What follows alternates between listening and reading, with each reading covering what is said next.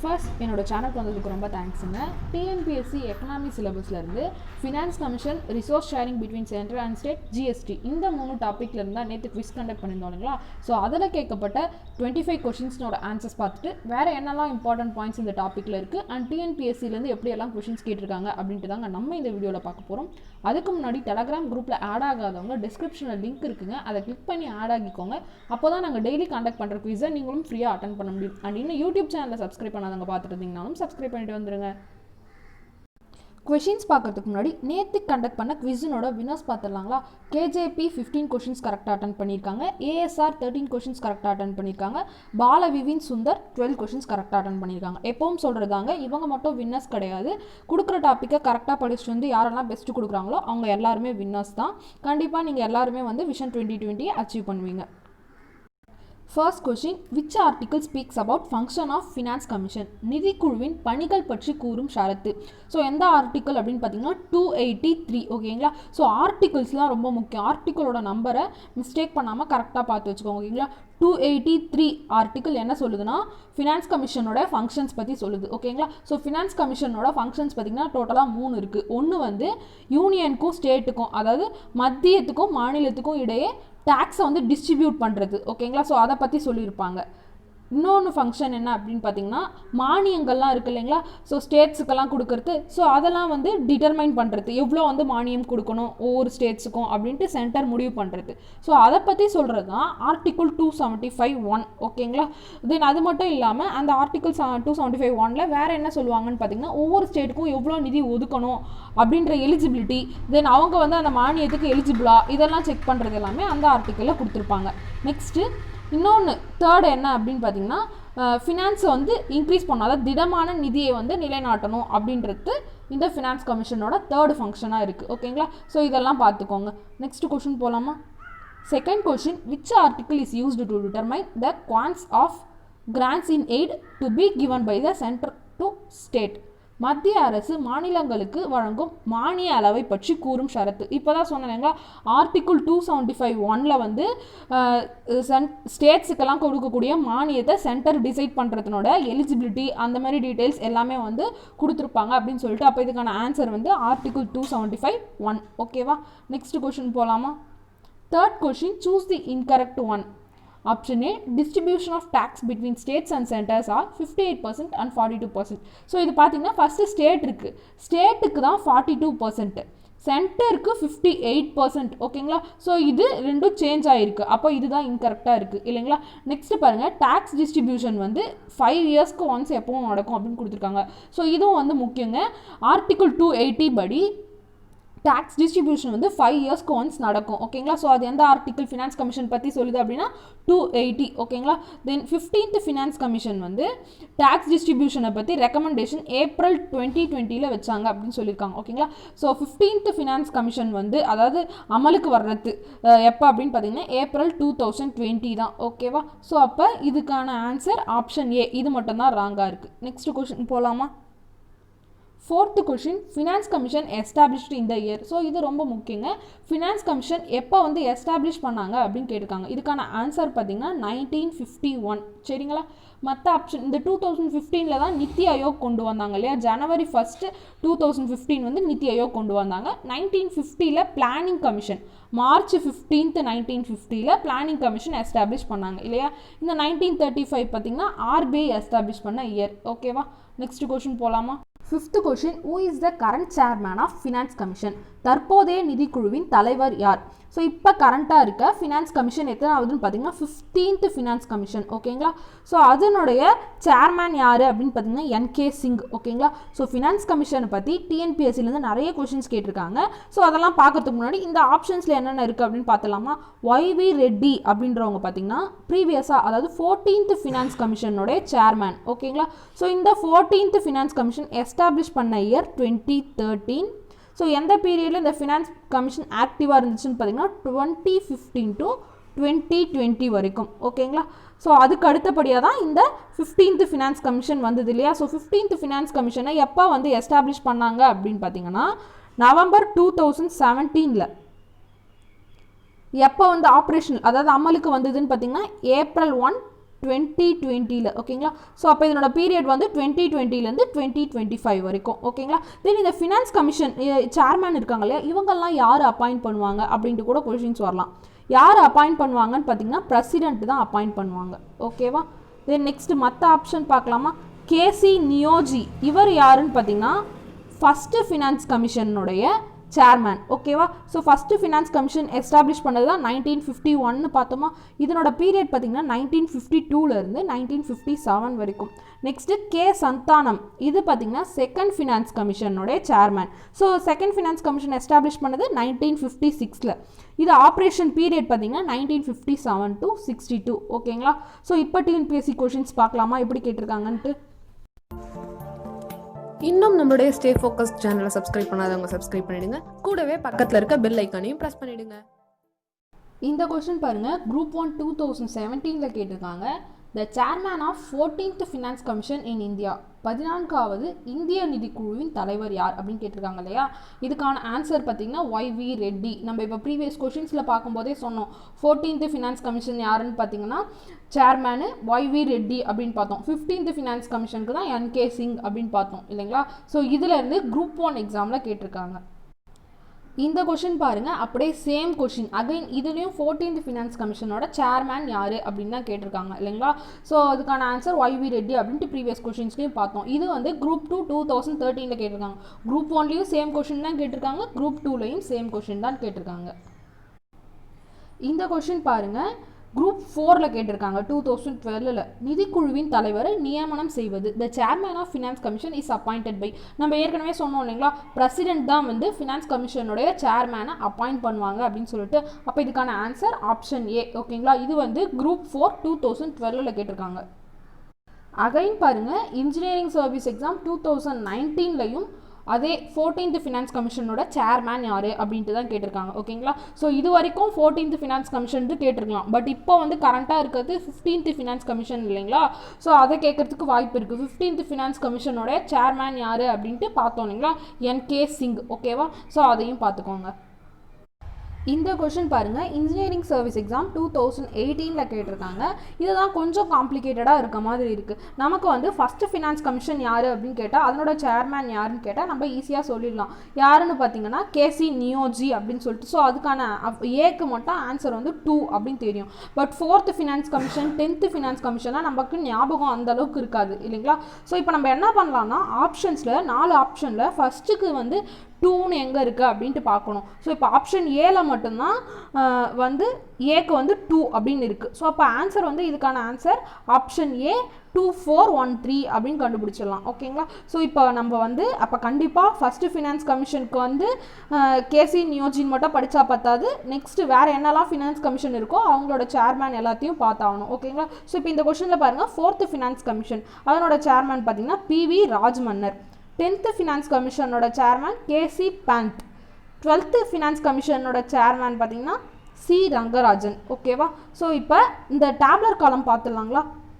இது பார்த்தீங்கன்னா 12th economic books சமச்சீர் புக்கில் தான் கொடுத்துருப்பாங்க.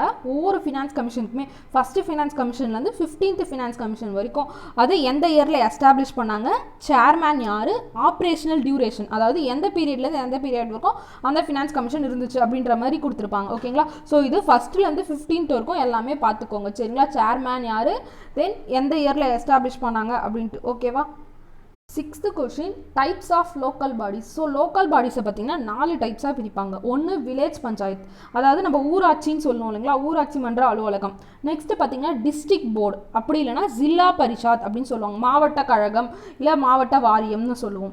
நெக்ஸ்ட்டு பார்த்திங்கன்னா முனிசிபாலிட்டிஸ், நகராட்சின்னு சொல்லுவோம். அடுத்து முனிசிபல் கார்பரேஷன் அப்படின்னு சொல்லுவோம் இல்லைங்களா. ஸோ இந்த 4ஆக தான் பிரிப்பாங்க. ஃபஸ்ட்டு வந்து village panchayat, next district board or Zilla Parishad, 3rd municipalities, 4th பார்த்தீங்கன்னா முனிசிபல் கார்பரேஷன் ஓகேவா. ஸோ அப்போ லோக்கல் பாடிஸ் டோட்டலாக 4 இருக்குது. நெக்ஸ்ட் கொஷின் போவோமா. 7th question, which one is the source of revenue of village panchayat. ஊராட்சியின் வருவாய்.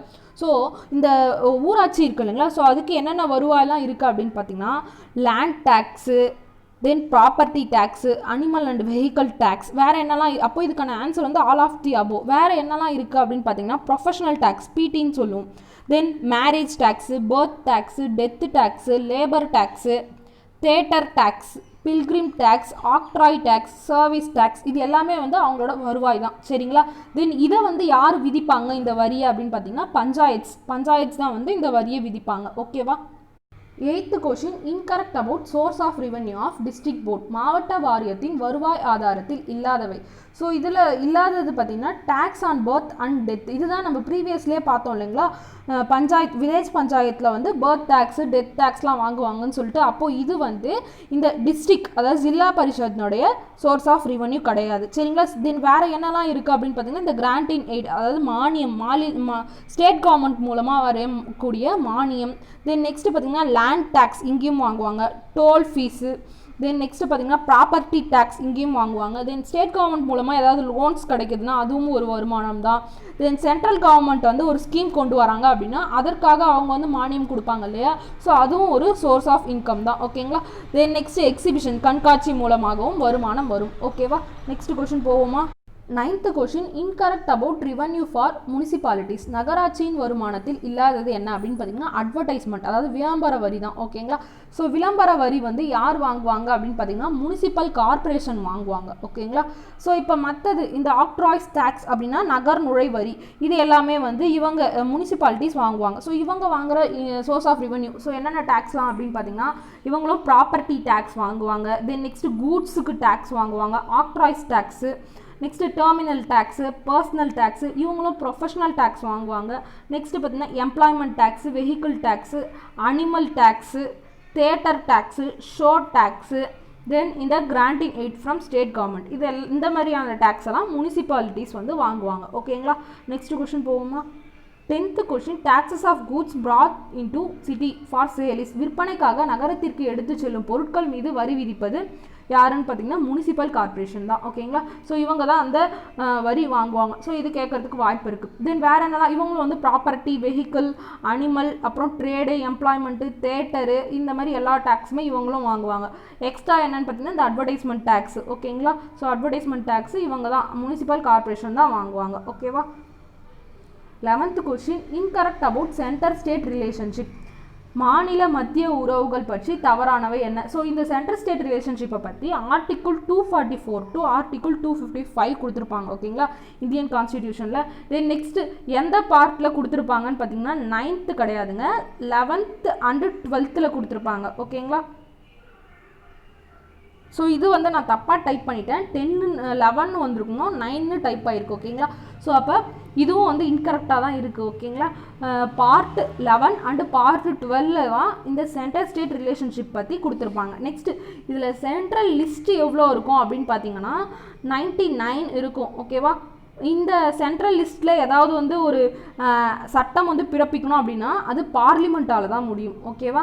நெக்ஸ்ட் ஸ்டேட் லிஸ்ட்டு பார்த்திங்கன்னா 77 கிடையாது, 66 இருக்கும். ஓகேங்களா? ஸ்டேட் லிஸ்ட்டு டோட்டலாக 66. இதில் வந்து சட்டம் பிறப்பிக்கணும் அப்படின்னா சட்டசபை மூலமாக, அதாவது ஸ்டேட் அசம்பிளி மூலமாக தான் சட்டம் பிறப்பிக்க முடியும். ஓகேவா?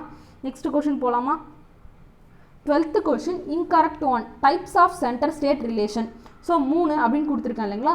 ஸோ இப்போ நம்ம பார்த்தோம் இல்லையா, state list, concurrent list, then central லிஸ்ட்டுன்ட்டு. ஸோ அந்த 3 தான் இந்த சென்ட்ரல் ஸ்டேட் ரிலேஷன்ஷிப் சொல்லுவோம். நம்ம சென்ட்ரல் லிஸ்ட்டு பார்த்துட்டோம் 99 இருக்குது அப்படின்னு சொல்லிட்டு, ஸ்டேட் லிஸ்ட்டு பார்த்தோம் 66 இருக்குன்ட்டு.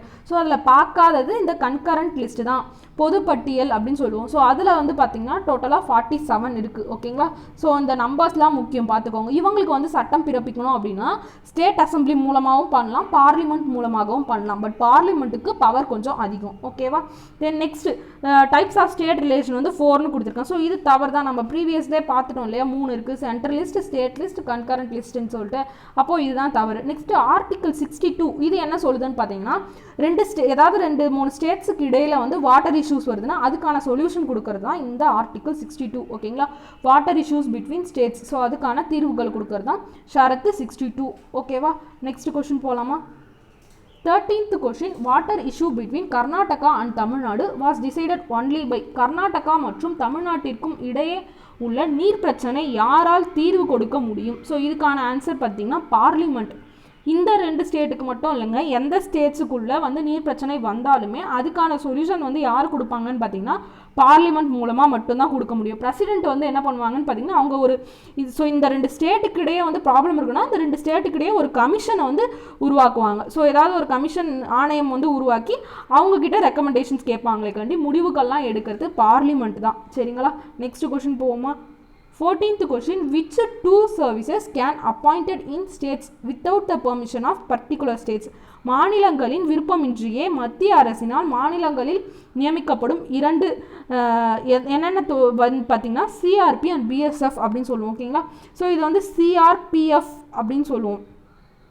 சிஆர்பிஎஃப் அப்படின்னா என்னென்னா central reserve police force.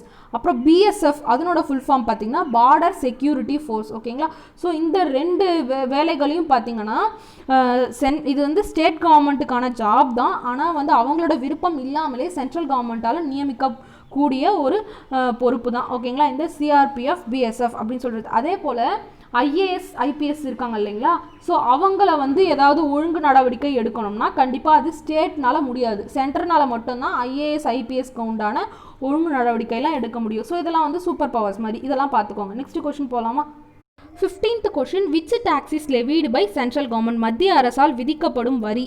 So இது என்ன வரி அப்படின்னு பார்த்தீங்கன்னா அக்ரிகல்ச்சரல் டேக்ஸ், வேளாண்மை வரி மட்டும் மத்திய அரசு விதிக்கப்படுவாங்க, இவங்களே கலெக்டும் பண்ணுவாங்க. ஆனால் அதை வந்து ஸ்டேட் கவர்மெண்ட்டுக்கு வந்து ஷேராக கொடுக்க மாட்டாங்க. ஓகேங்களா, ஸோ அது என்னென்ன வரி அப்படின்னு பார்த்துக்கோங்க. Agricultural tax, import tax, income tax. ஓகேங்களா, ஸோ அப்புறம் இந்த மாதிரி இந்த 3 டேக்ஸுமே வந்து பார்த்திங்கன்னா விதிக்கப்படுறதும் சென்ட்ரல் கவர்மெண்ட் தான், கலெக்ட் பண்ணுறதும் சென்ட்ரல் கவர்மெண்ட் தான். ஆனால் இந்த ஷேரை ஸ்டேட் கவர்மெண்ட்டுக்கு கொடுக்க மாட்டாங்க. ஓகேங்களா, ஸோ இந்த டேக்ஸ் எல்லாம் பார்த்துக்கோங்க. ரிமைனிங் இருக்க இந்த ரயில்வே, நேவி, ஏர்ஃபோர்ஸ் இந்த 3த்துலேயும் இந்த வர டேக்ஸை வந்து விதிக்கப்படுறது சென்ட்ரல் கவர்மெண்ட்டாக தான் இருக்கும், கலெக்ட் பண்ணுறதும் சென்ட்ரல் கவர்மெண்ட்டாக தான் இருக்கும். ஆனால் இந்த ஷேரை வந்து ஸ்டேட் கவர்மெண்ட்டுக்கும் கொடுப்பாங்க. சரிங்களா, ஸோ இதை பார்த்துக்கோங்க. நெக்ஸ்ட் கொஸ்டின் போகலாமா.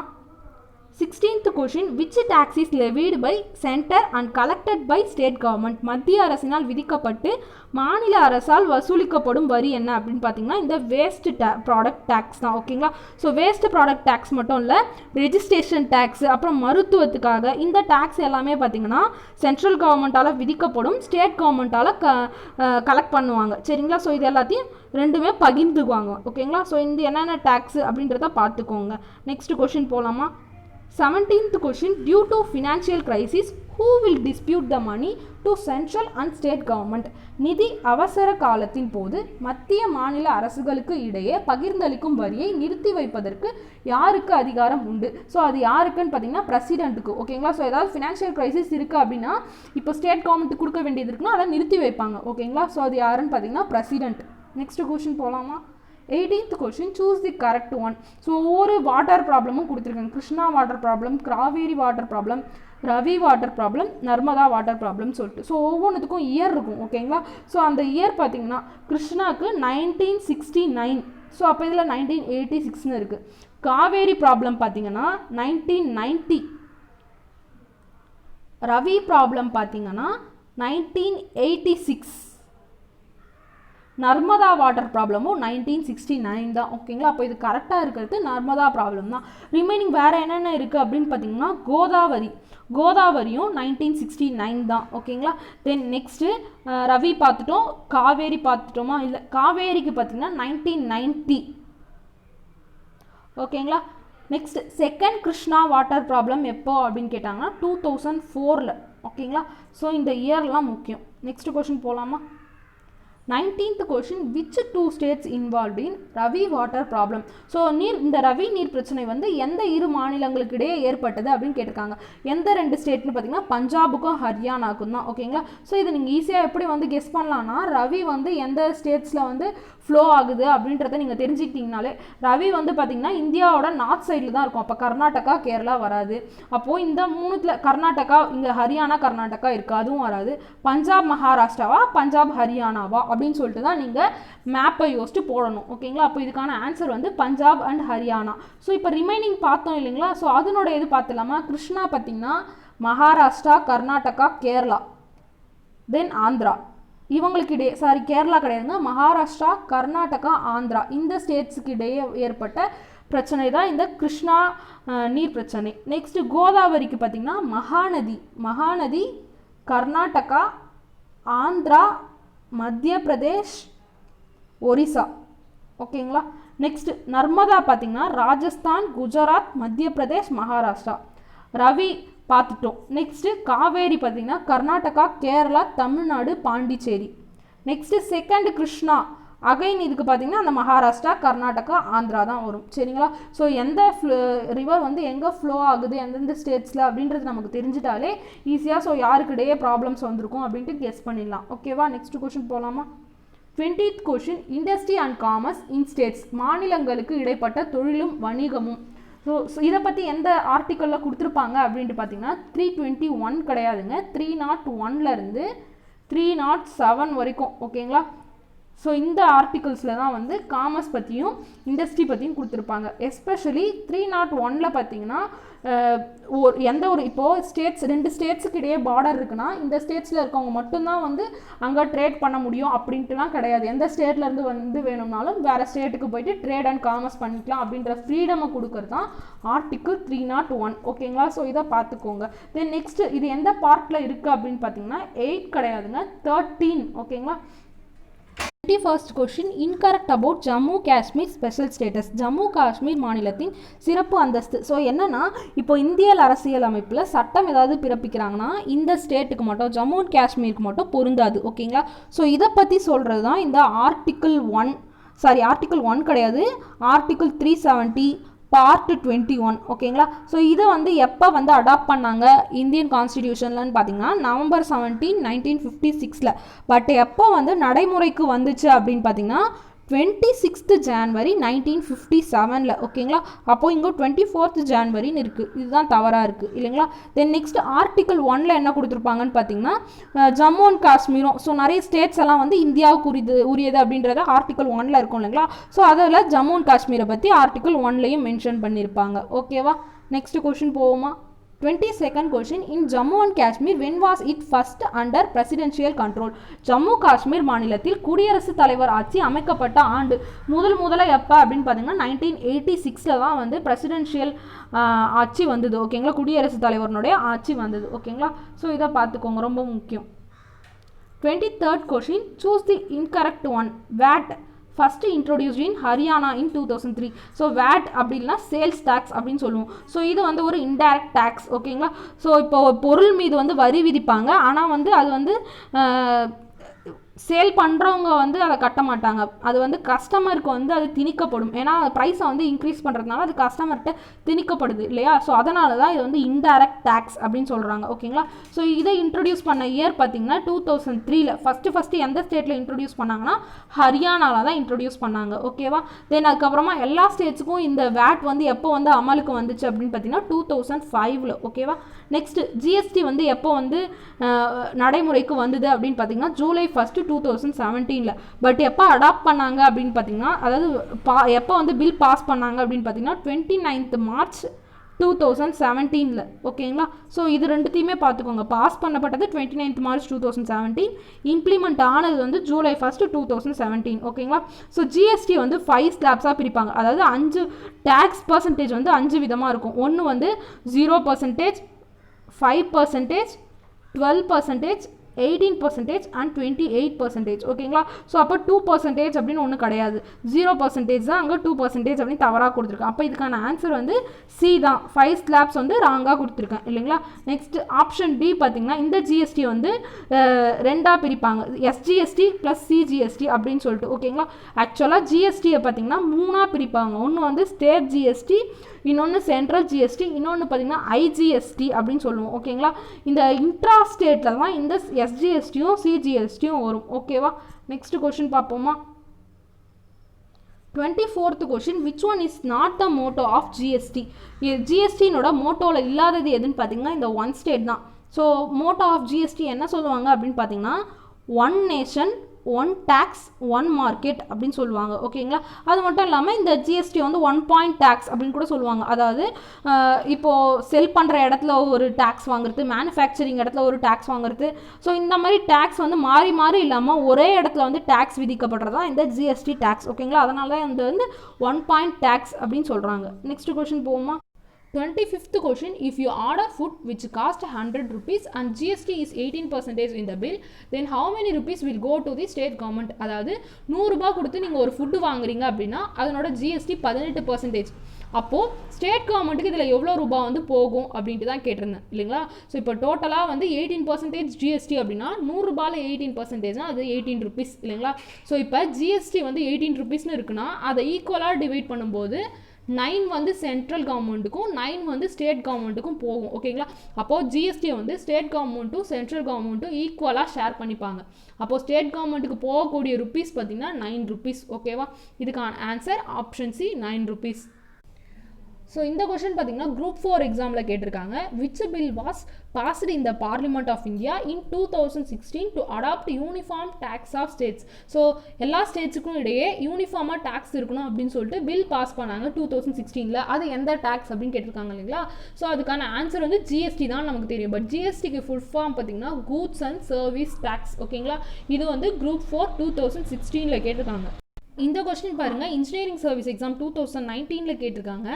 Recommendations of Sarkaria commission are related to, Sarkaria குழுவின் பரிந்துரை எதனோடு தொடர்புடையது அப்படின்னு கேட்டிருக்காங்க. ஸோ அது பார்த்தீங்கன்னா சென்டர் ஸ்டேட் ரிலேஷன்ஸை பற்றி தான் வந்து அவங்க ரெக்கமெண்ட் பண்ணியிருப்பாங்க. ஸோ இதெல்லாம் ரொம்ப முக்கியம். ரெக்கமெண்டேஷன்ஸ் வந்து எந்த கமிஷன் வச்சாங்க அப்படின்ட்டு. ஸோ எந்த கமிஷன் பார்த்தீங்கன்னா சர்க்காரியா கமிஷன். இது வந்து இன்ஜினியரிங் சர்வீஸ் எக்ஸாம் 2019 கேட்டிருக்காங்க. இந்த கொஸ்டின் பாருங்கள், which of the following is the source of direct tax? கீழே கொடுக்கப்பட்டுள்ள இனங்களில் எது நேர்முக வரியை சார்ந்தது அப்படின்னு கேட்டிருக்காங்க இல்லைங்களா? ஸோ ஃபஸ்ட்டு டைரக்ட் டேக்ஸ்னால் என்னென்னா யார் மேலே வந்து அந்த வரியை விதிக்கிறாங்களோ அவங்க கிட்ட இருந்தால் கலெக்ட் பண்ணுறது தான் வந்து டைரக்ட் டேக்ஸ் அப்படின்னு சொல்லுவாங்க. ஸோ இப்போ இந்த கிஃப்ட் டேக்ஸ் மட்டும் பார்த்தீங்கன்னா இப்போ யார் வந்து அந்த கிஃப்டோட ரெசிபியண்ட்டாக இருக்காங்களோ அவங்களுக்கு அந்த டேக்ஸை விதிப்பாங்க. ஸோ அவங்க தான் வந்து அதை பே பண்ணுற மாதிரி இருக்கும். அதுவே இந்த customs duty, service tax, excise டியூட்டிலாம் பார்த்தீங்கன்னா இப்போ வந்து ஷாப்கீப்பர்ஸ் மேலே அதை வந்து வைக்கிறாங்க அப்படின்னா, ஆனால் அது வந்து யாருக்கு திணிக்கப்படும் அப்படின்னு பார்த்தீங்கன்னா கன்சியூமர்ஸ் இல்லைங்களா, அவங்களுக்கு தான் திணிக்கப்படும். ஸோ ப்ரைஸ் வந்து எக்ஸ்ட்ரா வைக்கிறதுனால இவங்க மூலமாக பே பண்ணுற மாதிரி இருக்கும். அதனால தான் அதை வந்து இன்டைரக்ட் டேக்ஸ் அப்படின்னு சொல்கிறாங்க. இதை டைரக்ட் டேக்ஸ்ன்னு சொல்கிறாங்க. ஓகேங்களா? இது வந்து குரூப் 1 2019 கேட்டிருக்காங்க. இந்த கொஷின் பாருங்கள், குரூப் 1 2019 அதாவது ரீசெண்டாக நடந்த குரூப் 1 எக்ஸாமில் கேட்டிருக்காங்க. Which of the following taxes have been subsumed under GST? So GST கீழே வரக்கூடிய டேக்ஸஸ் எது அப்படின்னு கேட்டிருக்காங்க. ஸோ இதுக்கான ஆன்சர் பார்த்தீங்கன்னா excise duty, entertainment tax, sales tax. ஓகேங்களா? எக்ஸைஸ் டியூட்டி அப்படின்றது ப்ரொடியூசர் இருப்பாங்க இல்லைங்களா? ஸோ அவங்க வந்து கூட்ஸுக்காக பே பண்ணப்படுறதா இந்த எக்ஸைஸ் டியூட்டி அப்படின்றது. நெக்ஸ்ட் என்டர்டைன்மெண்ட் டேக்ஸ் வந்து இது வந்து ஸ்டேட் கவர்மெண்ட் கலெக்ட் பண்ணுற டேக்ஸு. நெக்ஸ்ட் சேல்ஸ் டேக்ஸ், இது பார்த்தீங்கன்னா ஷாப்கீப்பர்ஸ் மேலே விழறது தான் இந்த சேல்ஸ் டேக்ஸ். ஆனால் வந்து ஷாப்கீப்பர்ஸ் வந்து கட்ட மாட்டாங்க, கஸ்டமர்ஸ்க்கு வந்து ப்ரைஸை இன்க்ரீஸ் பண்ணி அதன் மூலமாக தான் அவங்க கட்டுவாங்க. ஓகேங்களா? சேல்ஸ் டேக்ஸ்னோட இன்னொரு நேம் தான் வேட் அப்படின்னு சொல்லுவோம் இல்லைங்களா, VAT அப்படின்ட்டு. ஸோ இதெல்லாம் பார்த்துக்கோங்க. நெக்ஸ்ட் இந்த கொஸ்டின் பாருங்கள், இன்ஜினியரிங் சர்வீஸ் எக்ஸாம் 2018 கேட்டிருக்காங்க. ஸோ இந்த canon of equality, canon of economy, employment இதெல்லாம் யார் சொன்னாங்கன்னு பார்த்தீங்கன்னா இது எல்லாமே ஆடம் ஸ்மித் தான் சொல்லியிருப்பாங்க. அப்போ இதுக்கான ஆன்சர் 1 மட்டும் தான் கரெக்ட். ஓகேங்களா? ஸோ கேனன் ஆஃப் ஈக்வாலிட்டி அப்படின்னா என்னென்னா பீப்புளால் எவ்வளோ வந்து அவங்களால அந்த டேக்ஸை கட்ட முடியுமோ அதுக்கேற்ற மாதிரி இருக்கணும் அப்படின்னு சொல்லியிருப்பார். நெக்ஸ்ட் இந்த கேனான் ஆஃப் சர்டைனிட்டி இதில் என்ன சொல்லியிருப்பாருன்னா எக்கனாமிக் வெல்ஃபேரை இன்க்ரீஸ் பண்ணுற மாதிரி இருக்கணும் டேக்ஸு அப்படின்னு சொல்லுவார். Next canon of convenience, so இப்போ வந்து யார் வந்து டேக்ஸை பே பண்ணுறாங்களோ அவங்களுக்கு வந்து இது கன்வீனியண்ட்டாக இருக்கணும்னு சொல்லியிருப்பாரு. நெக்ஸ்ட் கேனான் ஆஃப் எக்கனாமி அப்படின்னா இப்போது அவங்க டேக்ஸ் கலெக்ஷனுக்காக ஸ்பெண்ட் பண்ணுற மணி வந்து கம்மியாகும், தென் அந்த அமௌண்ட்டெல்லாம் வந்து உடனடியாக கவர்மெண்ட் ட்ரெஷரிக்கு டெபாசிட் பண்ணணும் அப்படின்றத சொல்லியிருப்பார். ஓகேங்களா? ஸோ இது வந்து ஆடம் ஸ்மித் சொன்ன 4 பிரின்சிபிள்ஸ். ஓகேங்களா? டேக்ஸுக்காக சொல்லியிருப்பார். ஸோ இதை பார்த்துக்கோங்க. இந்த கொஸ்டின் பாருங்கள், இன்ஜினியரிங் சர்வீஸ் எக்ஸாம் 2018 கேட்டிருக்காங்க. The tax system in which both tax rate and tax base are positively related அப்படின்னு கேட்டிருப்பாங்க. ஸோ ஃபஸ்ட்டு டேக்ஸ் பேஸ் அப்படின்னா ஃபார் எக்ஸாம்பிள் உங்களோட சேலரி, டேக்ஸ் ரேட் அப்படின்னா எவ்வளோ பர்சன்டேஜ் நீங்கள் டேக்ஸ் கட்ட போகிறீங்களோ அதனோட ரேட் அப்படின்னு வச்சுக்கோங்க. ப்ராக்ரஸிவ் டேக்ஸ் அப்படின்னா என்ன அப்படின்னு பார்த்தீங்கன்னா இப்போ நீங்கள் ஒரு 10,000 சேலரி வாங்குறீங்க அப்படின்னா உங்களுக்கு வந்து டேக்ஸ் வந்து 10%. அதுவே இப்போ 20,000 சேலரி வாங்குறவங்களுக்கு இன்னும் கொஞ்சம் அதிகமாக 15% டேக்ஸ். அதாவது அவங்களால எவ்வளோ கட்ட முடியுமோ அதுக்கேற்ற மாதிரி டேக்ஸை ஃபிக்ஸ் பண்ணுறாங்க இல்லையா, அதுதான் வந்து ப்ராக்ரஸிவ் டேக்ஸ் அப்படின்னு சொல்லுவாங்க. அதுவே இந்த ப்ரொபோஷனல் டேக்ஸ் அப்படின்றது என்னென்னு பார்த்தீங்கன்னா, எவ்வளோ சேலரி வாங்கினாலும் சரி நீங்கள் வந்து 10% டேக்ஸ் கட்டியே ஆகணும். அதாவது ஃபிக்ஸ்டு ரேட் இருக்கிறது வந்து ப்ரொபோஷனல் டேக்ஸ் அப்படின்னு சொல்லுவோம். இந்த ரிக்ரெசிவ் டேக்ஸ் அப்படின்றது வந்து அப்படியே இந்த ப்ராக்ரஸிவ் டேக்ஸுக்கு ஆப்போசிட்டாக இருக்கும். அதிகமாக இன்கம் வாங்குறவங்க கம்மியாக டேக்ஸ் பே பண்ணுற மாதிரியும், கம்மியாக இன்கம் வாங்குறவங்க அதிகமாக டேக்ஸ் பே பண்ணுற மாதிரியும் இருக்கும். ஓகேங்களா? ஸோ டேக்ஸ் சிஸ்டம் வந்து 3 தான் இருக்குது: proportional tax, progressive tax, regressive tax. ஓகேங்களா? ஸோ அது 3 என்னன்னு பார்த்துட்டிங்கன்னா, இது வந்து இன்ஜினியரிங் சர்வீஸ் எக்ஸாம் 2018 கேட்டிருக்காங்க. இந்த கொஷின் பாருங்கள், குரூப் 1 2015 கொடுத்துருக்காங்க. ஸோ 4 டேக்ஸ் மாதிரி கொடுத்துட்டு அது வந்து என்ன, அதனோட பர்பஸ் என்ன அப்படின்ற மாதிரி கொடுத்துருக்காங்க. First tax ரிவன்யூ. டேக்ஸ்னோட ரிவன்யூ என்ன அப்படின்னு பார்த்தீங்கன்னா, இன்கம் மூலமாகவும் எக்ஸ்பெண்டிச்சர் மூலமாகவும் வரக்கூடிய டேக்ஸை தான் டேக்ஸ் ரிவன்யூ அப்படின்னு சொல்கிறாங்க. அப்போது வந்து ஏக்கு வந்து ஆன்சர் 2 வருமா? ஸோ அப்போ வந்து ஆப்ஷன் சி பாசிபிலிட்டிஸ் இருக்குது, ஆப்ஷன் டி பாசிபிலிட்டிஸ் இருக்குது. நெக்ஸ்ட்டு நமக்கு லாஸ்ட்டாக டிக்கு தெரியும், வேல்யூ ஆடட் டேக்ஸ் அப்படின்னா சேல்ஸ் டேக்ஸ்னோட இன்னொரு நேம் அப்படின்னு சொல்லிட்டு. அப்போது டிக்கு நேராக 3 என்ன இருக்குன்னு பார்த்தீங்கன்னா ஆப்ஷன் சி தான் இருக்குது. ஸோ இந்த மாதிரி சூஸ் பண்ணிக்கலாங்க. நமக்கு 2 விஷயம் தான் தெரியும்னாலும் நம்மளால் டிஎன்பிஎஸ்சி கொஸ்டின்ஸ் பொறுத்தவரை ஈஸியாக அட்டன் பண்ண முடியும். ரிமைனிங் என்னெல்லாம் இருக்குது அப்படின்னு பாருங்கள். கேபிட்டல் ரெசிப்ட்ஸ், இது வந்து ப்ரொவிடென்ட் ஃபண்டு. அதுக்கு அடுத்தபடியாக நான் பிளான் எக்ஸ்பெண்டிச்சர். ஸோ இது பார்த்திங்கன்னா இன்ட்ரெஸ்ட் பேமெண்ட். ஓகேங்களா? ஸோ இதெல்லாம் பார்த்துக்கோங்க. இந்த கொஷின் பாருங்கள், குரூப் 1 2017 கேட்டிருக்காங்க. Which one of the following is an indirect tax? First நமக்கு டைரக்ட் டேக்ஸ்னால் என்ன, இன்டைரக்ட் டேக்ஸ்னால் என்ன அப்படின்னு தெரிஞ்சுக்கிட்டாலே போதுங்க. ஸோ எந்த டேக்ஸ் வந்து இதுக்கு கீழே வரும் அப்படின்னு நம்ம கண்டுபிடிச்சலாம். இன்கம் டேக்ஸ்னால் ஒரு பர்சனுடைய இன்கம் மூலமாக அவங்களே பே பண்ணுறது, அப்போ இது டைரக்ட் டேக்ஸ் தான். நெக்ஸ்ட்டு சர்வீஸ் டேக்ஸ் பார்த்திங்கன்னா நம்ம ஏற்கனவே பார்த்தோம் இல்லைங்களா? ஸோ இது வந்து இன்டைரக்ட் டேக்ஸ் அப்படின்னு சொல்லிட்டு. தென் கார்பரேஷன் டேக்ஸ்னால் அந்த கார்பரேஷனுக்கு வர ப்ராஃபிட்டை பொறுத்து அவங்க பே பண்ணுறது. ஸோ அப்போ இதுவும் வராது, இன்ட்ரெஸ்ட் டேக்ஸும் வராது. அப்போ இதுக்கான ஆன்சர் வந்து ஆப்ஷன் பி. ஓகேங்களா? இது வந்து குரூப் 1 2017 கேட்டிருக்காங்க. இந்த கொஷின் பாருங்கள், அதே கொஷினை கொஞ்சம் வேறு மாதிரி கேட்டிருக்காங்க. Group 4 2012 among the following taxes which is not consider as a direct tax. So direct டேக்ஸாக கன்சிடர் பண்ணாதது எது அப்படின்னு கேட்டிருக்காங்க. நம்ம ஏற்கனவே பார்த்தோம் இல்லைங்களா, இந்த சேல்ஸ் டேக்ஸ், வேட் எல்லாமே இன்டைரக்ட் டேக்ஸ் அப்படின்னு சொல்லிட்டு. ஸோ அதை வந்து இப்படி கேட்டிருக்காங்க. தென் இந்த income tax, gift tax, wealth tax. Wealth டேக்ஸ்னால் என்னென்னு பார்த்தீங்கன்னா, இப்போ நீங்கள் கார் வச்சுருக்கீங்க, இல்லை போட்ஸ் இந்த மாதிரி எல்லாம் வச்சுருக்கீங்கன்னா, ஸோ அதுக்காக அந்த ப்ராப்பர்ட்டிக்காக நீங்கள் பே பண்ணுறது தான் வெல்த் டேக்ஸ். ஓகேங்களா? ஸோ இதுவும் யார் வந்து அந்த ப்ராப்பர்ட்டி வச்சுருக்காங்களோ அவங்க தான் பே பண்ணுவாங்க. அப்போ இது எல்லாமே டைரக்ட் டேக்ஸு. சேல்ஸ் டேக்ஸ் மட்டும்தான் இன்டைரக்ட் டேக்ஸ். ஓகேவா? நெக்ஸ்ட் கொஷின் போகலாமா? இந்த கொஷின் பாருங்கள், குரூப் 2A 2017 கேட்டிருக்காங்க. Tax is charged on some items which are manufactured in the country. This is collected by the government of India. This tax is.